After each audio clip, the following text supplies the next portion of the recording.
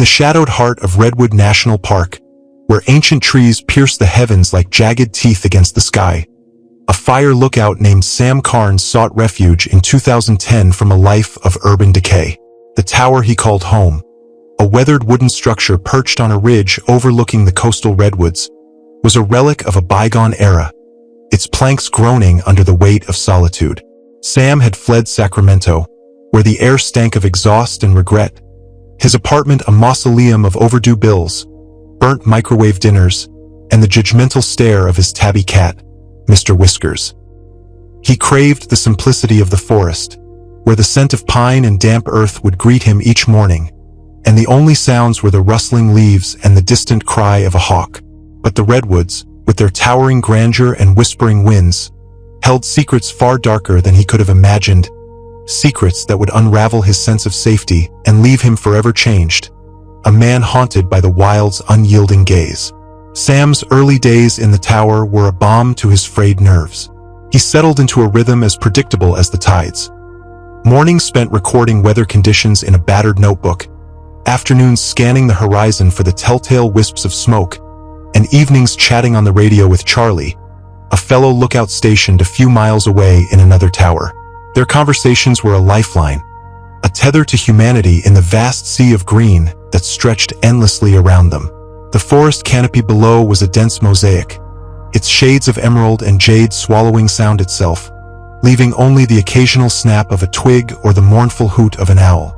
Sam found solace in the simplicity, tossing stale crackers to the Stellar's jays that flitted about the tower's railing, their cobalt feathers glinting in the sun. He and Charlie traded observations about the dryness of the season, one of the worst in years, with the underbrush crackling like tinder, or the odd shape of a cloud bank rolling in from the Pacific. They grumbled about the bitter taste of their instant coffee, a gritty sludge that clung to the back of their throats, and shared stories of their lives before the forest. Sacramento was rent jitters, Sam said one evening, his voice crackling through the static. Out here, it's just forest jitters. Much better. Charlie's laugh was warm, but that night, his tone shifted, a tremor threading through his words. You noticed anything strange down in the valley, Sam? He asked. Sam brushed it off, chalking it up to the isolation playing tricks on Charlie's mind. Only thing strange is how you still drink that coffee, he quipped, and they both chuckled, though the unease lingered like a faint mist, curling around the edges of their laughter. That night, as the moon hung low, casting silver shadows through the redwood's gnarled branches, a scream tore through the silence, a sharp, guttural cry that seemed to ripple through the forest before being swallowed by the hush of the trees. Sam bolted upright, his cot creaking beneath him, his breath fogging the tower's single-paned window as he pressed his face to the glass. The sound had been fleeting, but its echo lingered in his mind, a discordant note in the forest's nocturnal symphony. Was it an elk, its bugle distorted by the wind? A hiker, twisting an ankle on a hidden trail, their cry carried by some trick of the valley's acoustics?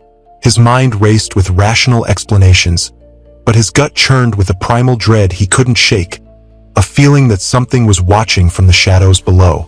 He considered radioing Charlie but felt foolish at the thought. What would he say? That a scream in the night had spooked him like a child? Instead, he forced himself back to bed, though sleep came only after hours of restless tossing, the echo of that scream replaying in his mind like a haunting refrain, a warning he couldn't yet decipher. Days later, while patrolling a dried-out creek bed near his tower, Sam's boot caught on something half-buried in the silt. A backpack, its straps shredded as if torn by a frantic hand, the fabric marred by deep, jagged marks that looked like claw tears. But these were larger than any cougar's, with a spacing that felt unervingly deliberate, as if the creature had taken its time, savoring the destruction.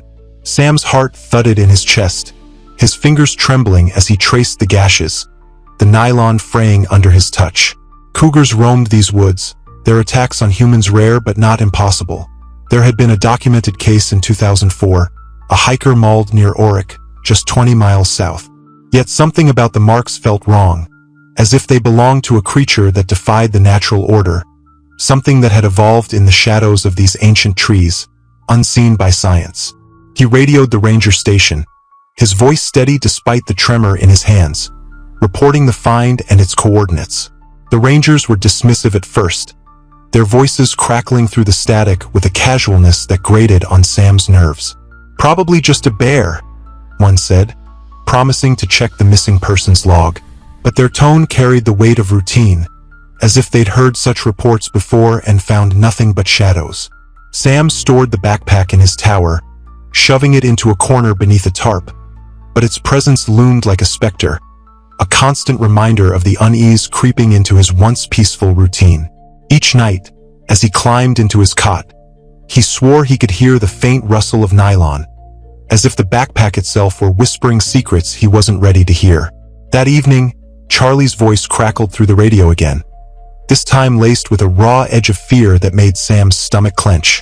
"Sam, I found something by the big meadow," he said, pausing as if searching for words that wouldn't break him. "It's not pretty.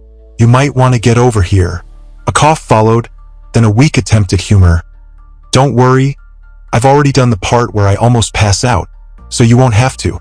Sam tried to laugh, but the sound caught in his throat, a hollow, brittle thing that died in the air. The forest, usually a place of solace, now felt like a living entity, its branches leaning in to smother the light as he prepared to trek to Charlie's location the next morning. He packed a small bag, water, a flashlight, his pocket knife, and locked the tower behind him, the click of the latch sounding final, like the closing of a door he might never reopen. The air grew heavy as Sam descended the ridge, each step sinking into the soft earth with a wet squelch, the scent of decay rising from the forest floor. The usual glow of sunlight was muted, filtered through the dense canopy above, casting the trail in a perpetual twilight that made shadows dance at the edges of his vision. Sam's heart pounded, his mind flashing to absurd thoughts of Mr. Whiskers back in Sacramento, probably filing complaints with the landlord for his prolonged absence. But the humor couldn't ward off the dread that gripped him as he neared the meadow, the forest growing quieter with each step, as if it were holding its breath. He called out for Charlie, his voice swallowed by the trees, and when he reached the clearing, the sight before him stole the air from his lungs. Charlie stood near a mound of churned grass and soil, his face pale as bone, his eyes hollow with a terror Sam had never seen in another man. Two hikers lay lifeless in the grass, their clothes in tatters, their arms covered in deep slashes that glistened with drying blood. Their faces were frozen in expressions of pure horror, mouths agape, eyes wide, as if they had seen the abyss itself before it claimed them. Nearby, the ground bore large footprints, neither fully human nor feline, but a grotesque hybrid of both, with elongated digits and pointed tips that pressed deep into the earth, leaving impressions that seemed to pulse with malice.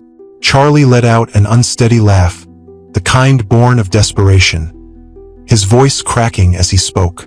"Looks like we'll have to update the brochure," he whispered, his hands trembling as he gestured to the scene. "Redwood National Park now offers free nightmares with every visit." Sam grimaced, but a moment later, a snort escaped him, the grim humor a lifeline in the face of such horror. They stood there for a moment, two men dwarfed by the ancient trees, their laughter a fragile shield against the darkness pressing in around them. They radioed the ranger station, their voices overlapping in their urgency, and the response was swift.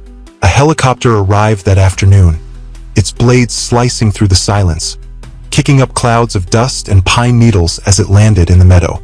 Two rangers emerged, their faces grim as they assessed the scene with somber efficiency. They photographed the bodies, bagged evidence, shreds of clothing, a broken hiking pole, a bloodied water bottle, and spoke in hushed tones about local legends, tales of unknown predators whispered by the region's old-timers, stories dismissed by modern science but kept alive in the oral traditions of the Yurok and Tolowa peoples who had lived in these forests for centuries. Officially, the rangers attributed the attack to a cougar or black bear, citing a 2008 incident near Klamath where a bear had killed a camper. But their eyes betrayed doubt, darting to the footprints as they instructed Sam and Charlie to stay vigilant, their voices carrying a weight that suggested they'd seen such things before.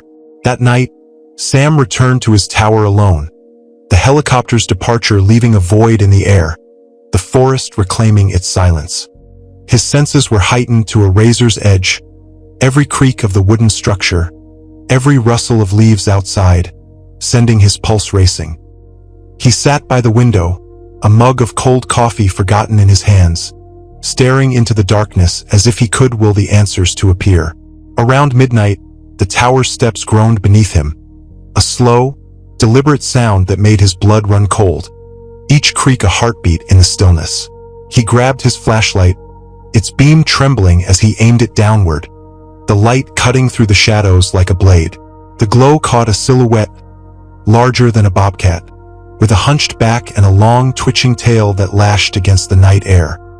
He couldn't see its face, but the soft scraping of claws against wood echoed in the stillness, a sound that seemed to reverberate in his bones. His breath came in shallow gasps, his mind racing with the realization that something new, something wrong, was stalking these woods. A predator that didn't fit the neat categories of ranger manuals or wildlife guides. The creature darted off when the light hit it, its form melting into the undergrowth, but the encounter left Sam shaken, his hands trembling as he locked the hatch and sat in the dark, waiting for dawn. He tried to distract himself with thoughts of Mr. Whiskers, imagining the cat's disdainful glare if he knew his owner was cowering in a tower, but the humor felt hollow, a candle flickering against a gale. The next morning, Sam tried to lighten the mood by cracking jokes over the radio, hoping Charlie's voice would pull him back from the edge. "We might need a union if we're chasing cryptids on top of spotting fires," he said, his voice shaky, the words more for his own comfort than Charlie's. Silence answered him, a heavy, suffocating silence that stretched on too long, followed by a scratchy whisper that made his blood freeze. "Sam," Charlie rasped, his voice barely audible over the static. "I can see it from my window. It's standing by the shed behind my tower." The line went dead, the silence that followed louder than any scream. Sam's heart lurched, his hands fumbling with his gear as he prepared to make the trek to Charlie's tower, the morning sun doing little to dispel the gloom that clung to the forest like a shroud. Every step toward Charlie's tower felt like a descent into a nightmare, the forest alive with unseen threats. Twigs snapped behind him, each sound a gunshot in the stillness, his imagination conjuring horrors with every rustle of leaves. A flash of fur, a glint of yellow eyes, the scrape of claws against bark. He tried to joke to himself about Redwood's new visitor center occupant, picturing a glossy brochure with a snarling beast on the cover, but his throat was too tight, his chest constricted with fear. When he reached Charlie's tower, the door hung off its hinges, splintered as if something had forced its way in with deliberate malice. The radio inside was shattered, its wires spilling out like entrails, and blood smeared the floorboards, a crimson trail leading deeper into the woods, each droplet a breadcrumb in a fairy tale gone horribly wrong. Sam called out for Charlie, his voice echoing unanswered among the trees, the forest's silence a mockery of his desperation. Following the trail of blood, Sam's mind raced with dread, his boots sinking into the soft earth as he moved deeper into the forest.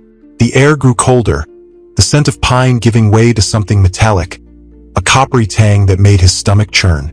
Half a mile in, a rustling sound made him duck behind a tree, his breath hitching as he peered around the trunk. There it was, the creature up close, its spine arched unnaturally, its fur a patchy grayish-brown that seemed to absorb the light. Its limbs were angular, reminiscent of a large cat but with a longer muzzle and yellow eyes that glinted like a wolf's in the sunlight, pupils slitted and unblinking. Sam's mind went blank, a fleeting, absurd thought crossing it. Could he befriend it with a cracker, like he did the jays? The notion vanished as the creature turned, revealing torn fabric caught in its claw-like paws, fabric stained with blood, a scrap of Charlie's flannel shirt that Sam recognized instantly. It bounded off into the brush, its movements fluid and predatory, leaving Sam frozen, his pocket knife gripped so tightly his knuckles ached, the blade useless against such a beast.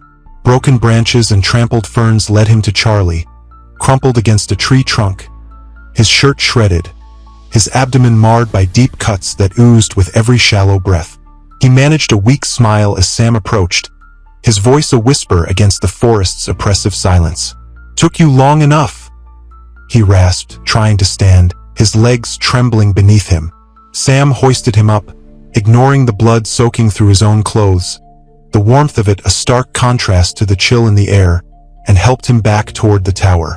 Every sound in the forest felt amplified, twigs snapping like gunshots, the rustle of leaves like a predator's breath, the silence between them heavy with menace.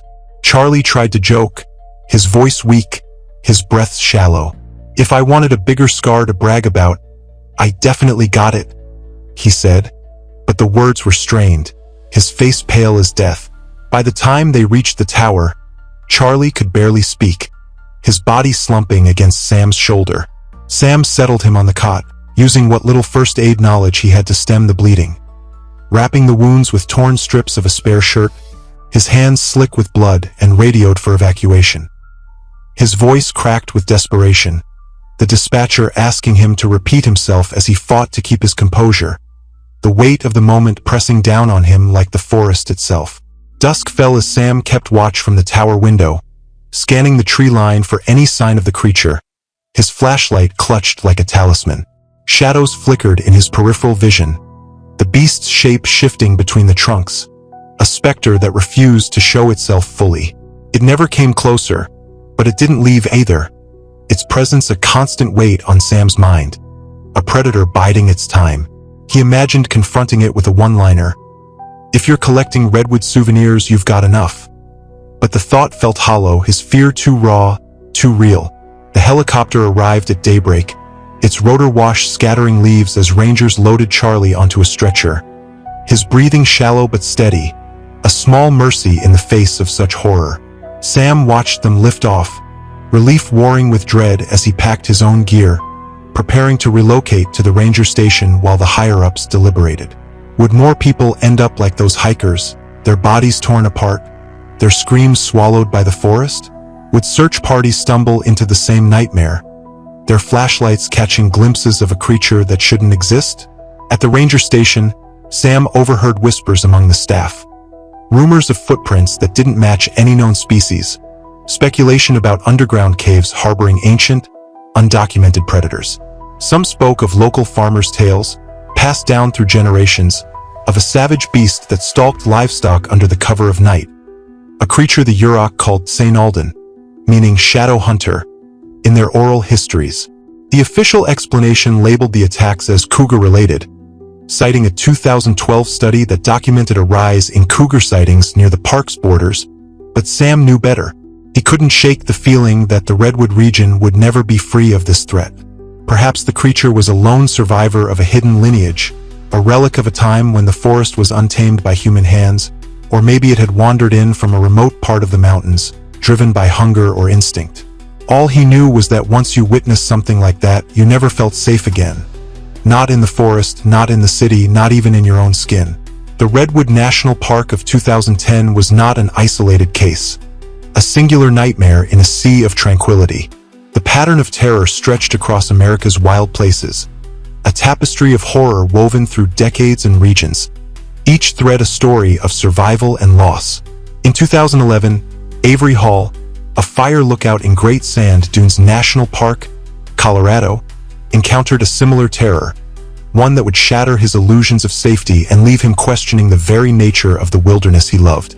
Avery had taken the job for its solitude, dreaming of a towering platform where he could sip coffee from a chipped mug and count tumbleweeds while staring across endless dunes and the jagged peaks of the Sangre de Cristo Mountains. His living quarters were simple, a small cabin at the edge of the dunes, its walls weathered by sand and sun, the tower a short walk away through shifting sands that whispered with every step. Each morning, he hauled up his binoculars, radio, water bottle, and a notepad where he doodled cartoon cacti with exaggerated frowns, scanning the horizon for smoke. The biggest drama in his early days was deciding whether to heat chili on a propane stove or start a campfire, the flames casting flickering shadows on the dunes. He was, as he put it, the sole comedic act in a desert that didn't laugh back, his humor a shield against the loneliness that sometimes crept in with the evening chill. But the weirdness began in early summer, when the sun beat down with a relentless fury, the air shimmering with heat. While shading his eyes from the glare, Avery glimpsed a shape moving along a far ridge, its silhouette distorted by the haze. At first, it looked like a coyote, its gait loping and familiar, but then it paused, rising on its hind legs with a strange, unnatural tilt, its form stretching longer than any canine should. Through his binoculars, Avery watched it vanish behind a dune, dismissing it as a heat-induced mirage, a trick of the light on his tired eyes. He'd been telling puns to scorpions out of boredom.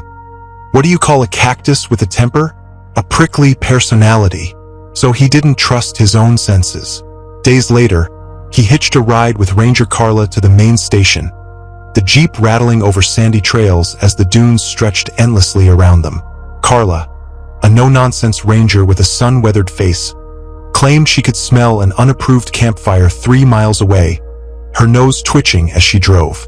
She mentioned unusual reports from hikers, rattling calls at night that didn't match any known animal, footprints larger than a wolf's with elongated, stretched paws that left deep impressions in the sand. Avery kept quiet about what he'd seen, afraid of sounding paranoid, his job to watch for smoke, not hunt cryptids. But Carla's words lingered, a seed of doubt planted in his mind, growing with each passing day. A group of geology students visited Avery's cabin at dawn, their voices bright with excitement as they prepared to collect rock samples from the dunes. Malachi, an overenthusiastic talker with a mop of curly hair, asked if Avery ever got lonely out here, to which he quipped, "Only when the cholla cactus stops listening to my jokes." They invited him to join them, their laughter echoing across the sands, but he had a shift, so he declined, waving them off as they vanished behind a dune, their backpacks bobbing like buoys in a sea of sand. They didn't return that evening, their absence a weight on Avery's chest as he scanned the horizon from his tower, the setting sun painting the dunes in shades of gold and crimson. By the next morning, 2 of the students limped into the ranger station, wide-eyed and trembling, reporting Malachi missing. They'd heard him scream in the night, a sound that cut through the stillness like a blade, and found his shredded pack soaked in dark stains near a rocky outcrop, the fabric torn as if by 1,000 knives. A search party was organized, rangers fanning out across the dunes with grim determination, and Avery maintained watch from above, a knot forming in his stomach as he swept his binoculars across the sands. Humor usually carried him through rough patches. He'd once said, "No matter how bad things get, at least I'm not wearing a Smokey Bear costume." But no jokes came to mind now, the weight of the moment too heavy, the dunes too vast. The search party found Malachi's body in a shallow dip near a wind-sculpted hill, his form torn apart, limbs splayed at unnatural angles, his face a mask of terror frozen in the sand. From the tower, Avery watched the rangers cluster around the spot, their frantic gestures visible even from a distance, their radios crackling with urgency. A few days later, he joined Carla to examine the site, the sand crunching beneath their boots as they approached the scene.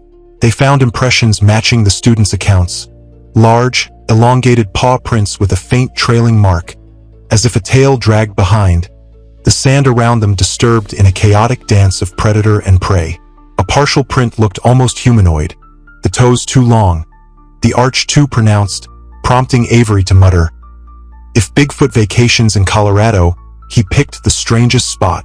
Carla's grim expression silenced him, her eyes scanning the horizon as if expecting the creature to emerge from the sands.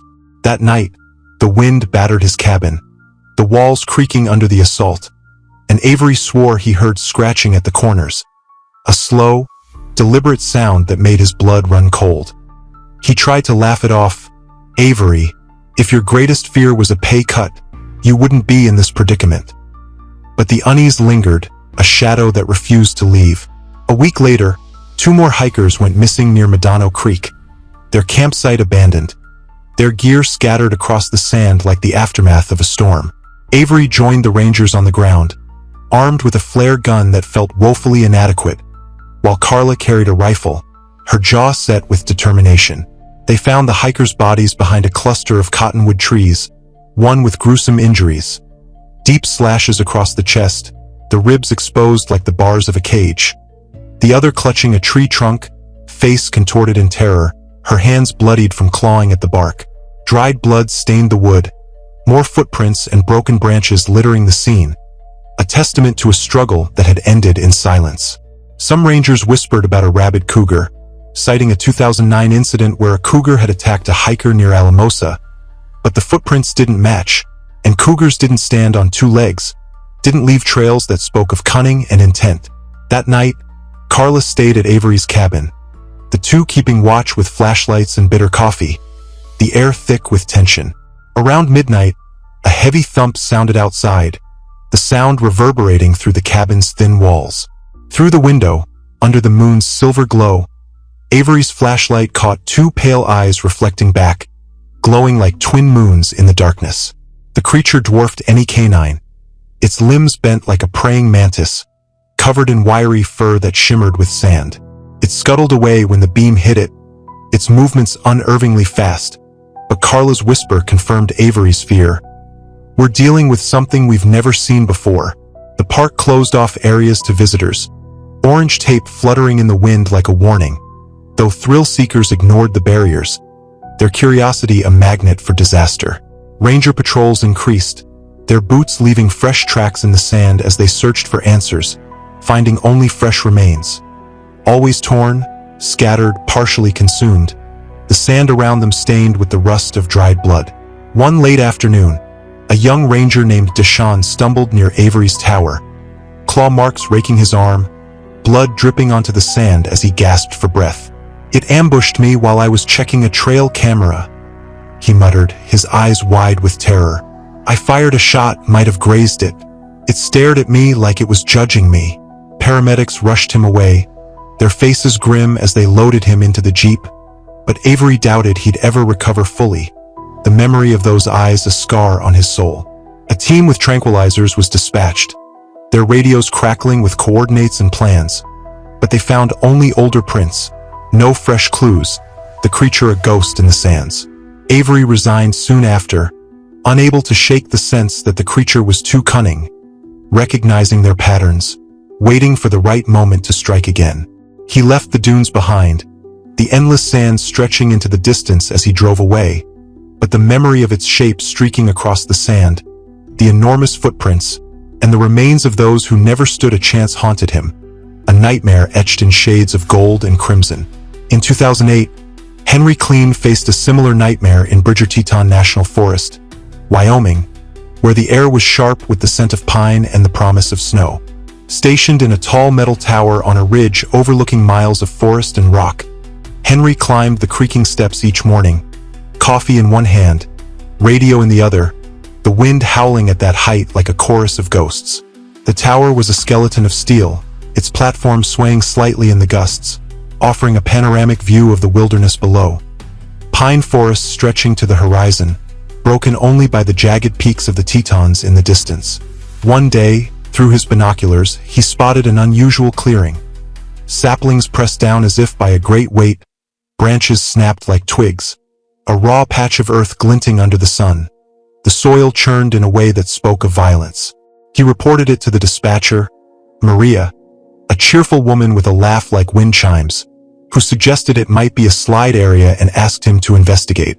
That night, the wind battered his tower, the metal groaning under the assault, and Henry tried to stay calm, joking into the radio about squirrels giving him more trouble than the gusts. Maria's carefree laugh was the last he'd hear from her, her voice a memory that would soon be tainted by horror. The next morning, Henry trekked to the clearing, the forest unervingly silent. No birds, no insects, as if the wildlife had fled, sensing a predator he couldn't yet see. The air was thick with the scent of pine and something else, a faint metallic tang that made his stomach churn. Near a log, he found a single black boot, smeared with dried mud, its laces frayed, and a scrap of orange vest snagged on a branch, fluttering in the breeze like a flag of surrender. His pulse quickened, a weak joke slipping out to steady his nerves. That's one way to lose weight. Leave your clothes behind. The clearing revealed more, shredded backpacks, their contents scattered across the ground, gashes in the fabric hinting at large claws, the nylon torn as if by a blade.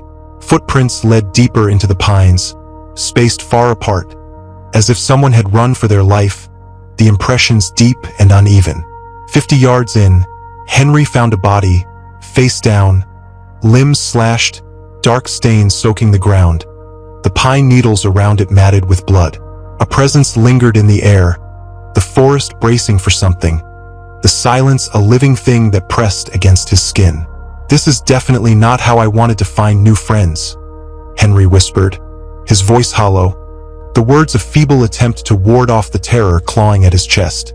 Movement to his left made him freeze, his breath catching in his throat as a shape slunk behind the conifers.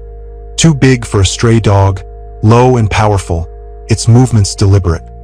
His heart pounded as the creature sprang forward, sleek like a cougar, but with dark, patchy fur and limbs too long, its face sharp-angled, eyes sallow and unblinking, a predator that didn't belong in any field guide.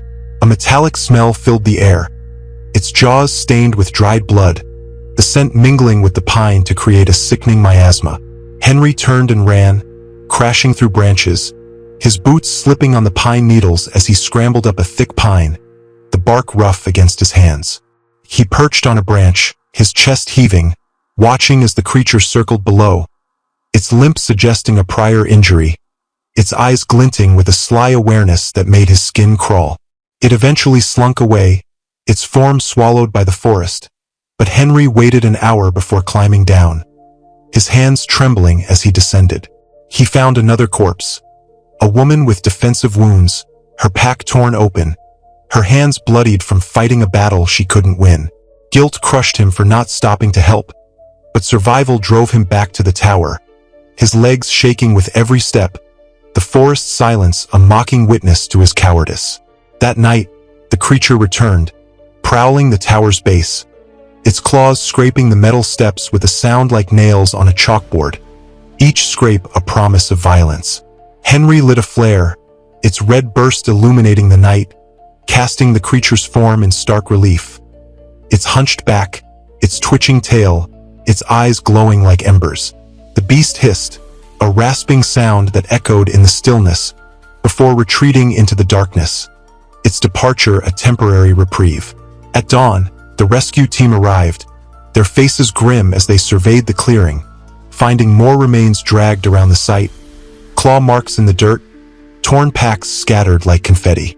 They never caught the creature, some suggesting it was a mutated mountain lion, others whispering of a cryptid from regional lore. The Skagamuk, a ghost witch from Shoshone legend, said to haunt the forests and feed on the unwary. Henry requested a transfer the next day, his jokes about wanting danger no longer funny, the memory of the creature's eyes a weight he'd carry for the rest of his life. The pattern continued across America's wild places, a litany of terror that spanned decades and regions, each story a testament to the unknown lurking in the shadows. In 2013, Manny Delgado in Great Sand Dunes National Park found strange tracks near the visitor center, reported by his friend Rory, a fellow ranger with a penchant for bad puns. That night, Rory's frantic call, "Something's out here near the campsite, we found a body," cut off mid-sentence, leaving Manny to find his tower ransacked. The door splintered, a trail of footprints leading to the bodies of a volunteer researcher and a ranger, Emma, their forms torn apart in the sand. The creature, with a coyote-like muzzle but elongated ears and spindly toes, charged Manny, its eyes glowing in the moonlight, forcing him to fire a flare gun to escape, the burst of light his only salvation. Rory remained missing, the park shut down, and officials speculated about a mutated coyote, but no answers emerged, the dunes keeping their secrets. In 2007, Wyatt Cole in Green Ridge State Forest, Maryland, encountered oversized tracks and torn campsites, the fabric of tents shredded like paper, leading to the discovery of 3 backpackers' bodies, slashed and bloodied, their campsite a scene of chaos. The creature, a rangy mountain lion with a bizarre hump and long legs, stalked his tower, circling the base as Wyatt and a wildlife expert watched in terror, their breaths fogging the tower's windows. They never caught it. The forest closed to visitors, and Wyatt left, haunted by the memory of its footprints, the impressions a map of terror etched into the earth. Hank Berryman in 2011 at Boise National Forest, Idaho, found his colleague Paula's tower empty, her body torn apart in a clearing, a creature with black fur and spines along its back responsible, its form a nightmare made flesh. It attacked his tower, slamming into the door with a force that shook the structure. As Hank and a hiker, Randy, barricaded themselves inside, their fear a tangible thing in the cramped space. They survived the night, the creature retreating at dawn. But Paula didn't. Her screams a memory that echoed in Hank's mind. The forest a graveyard of lost souls. Jason Hendris in 2009 at Wind River Range, Wyoming, spotted a large shape through his binoculars, its form moving with a predatory grace, later finding a torn backpack and a body with feral wounds, the flesh torn in ways that defied explanation. The creature, thick-furred with an elongated snout, climbed his tower's ladder, its claws scraping the metal, forcing Jason and Ranger Dave to fire shots to drive it off, the sound of gunfire swallowed by the mountains. They found more bodies, the forest locked down, but the predator escaped, a shadow in the peaks. Buck Dorsey in 1982 at Hiawatha National Forest, Michigan, lost his colleague Mark to a creature with wiry limbs, mottled hide, and a mountain lion-like face twisted into something unnatural, its eyes glowing with a malevolent intelligence. It stalked his tower, scraping the supports with a sound that haunted his dreams. But Buck survived to tell the tale, the forest keeping its secrets, the creature a legend among the locals. Roger Malachi in 2010 at Lolo National Forest, Montana, watched a muscular, bristle-furred creature attack hikers, dragging bodies into the undergrowth with a strength that defied its size, its movements a blur of violence.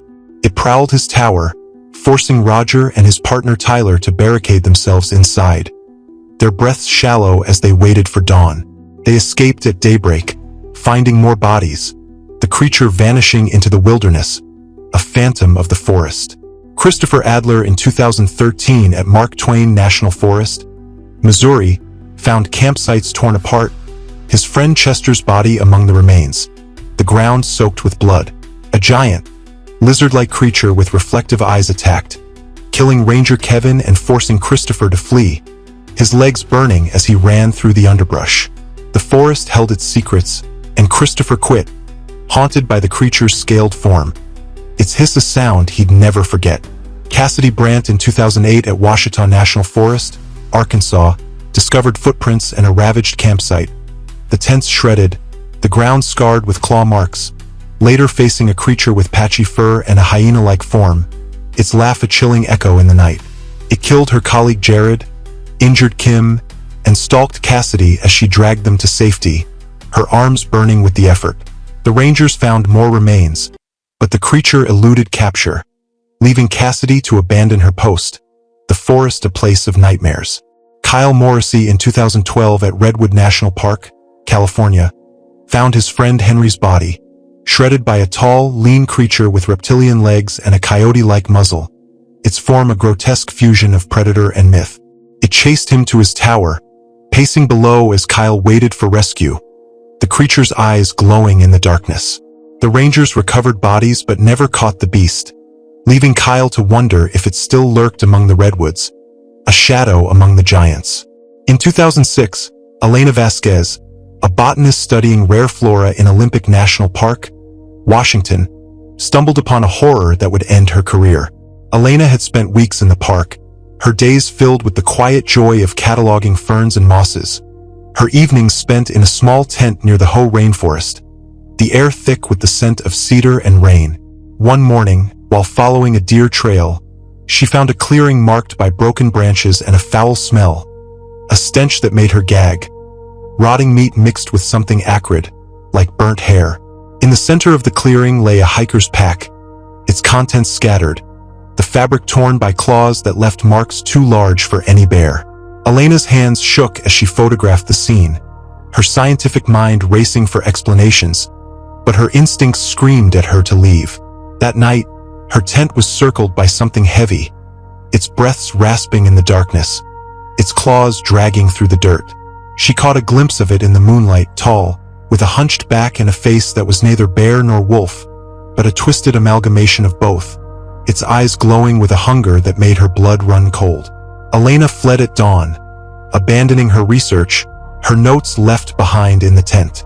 Rangers later found the remains of 2 hikers in the same area, their bodies torn apart, the same claw marks etched into the trees around them. Elena never returned to the park, her dreams haunted by the creature's rasping breath, the forest a place she could no longer love. In 2014, Marcus Tate, a wildlife photographer in the Black Hills National Forest, South Dakota, encountered a terror that would change the way he saw the world. Marcus had spent days tracking a herd of elk, his camera slung around his neck, his boots crunching through the pine needles as he moved deeper into the forest. One evening, as the sun dipped below the horizon, casting the hills in shades of violet and shadow, he found a clearing marked by strange tracks, too large for a bear, with a gait that suggested a predator moving on 2 legs, then 4, then 2 again. His curiosity piqued. Marcus followed the tracks, his camera at the ready, until he stumbled upon a scene that made his blood run cold. A deer, its body torn open, its entrails strung across the ground like a macabre garland, the air thick with the scent of death. Before he could retreat, the creature emerged from the shadows, a massive beast with a wolf-like snout, but with limbs too long, too angular, its fur matted with blood. It charged, its roar a sound that shook the trees, and Marcus ran, his camera bouncing against his chest, the forest a blur of green and brown. He made it back to his campsite, but the creature followed, circling his tent through the night, its claws scraping the ground, its eyes glowing in the darkness. Marcus survived, but he never developed the photos he took that day, the memory of the creature's roar enough to keep him awake for years. These accounts, spanning decades and regions, paint a chilling picture of an unknown predator or predators, haunting America's wild places, a shadow that moves unseen until it strikes. The footprints, too large and oddly shaped for any known species, the claw marks that defy explanation, the torn fabric and scattered remains, the bodies left in grotesque disarray, all point to something beyond our understanding, a creature that exists in the liminal space between science and myth. Some rangers whisper of ancient wildlife, undocumented by modern biology, thriving in hidden caves or remote canyons, survivors of a time when the earth was wilder, more primal. Others speculate about mutations, driven by environmental shifts, pesticides leaching into the soil, radiation from forgotten tests, or climate change pushing species to evolve in ways we can't predict, creating beasts that see humans as prey, their hunger a new and terrifying force. Local legends speak of savage creatures, their stories dismissed as folklore until the evidence becomes undeniable. The Yurok St. Alden, the Shoshone Skadegamuk, the Lakota Zaya, a storm spirit said to devour those who wander too far into the wild. The forests, dunes, and mountains remain, their beauty a mask for the terror beneath, their silence a canvas for the whispers of the wild. These fire lookouts, botanists, and photographers, seeking solitude or knowledge, found instead a nightmare that clings to their memories like a shadow, a darkness that follows them long after they leave the wilderness behind. The creatures they encountered, whether one or many, still roam, their presence a whispered threat in the wind, a shadow that moves just beyond the firelight. If you were stationed in a lonely tower among ancient trees, the wind howling through the branches, would you keep your eyes open, your flashlight close, knowing what might lurk in the shadows below? Could you face the silence, the weight of being watched, and still hold on to your sanity? Or would the whispers of the wild drive you to the edge, where the line between reality and nightmare blurs? The wild holds its secrets close, and some are best left undisturbed, their truths too heavy for the light of day.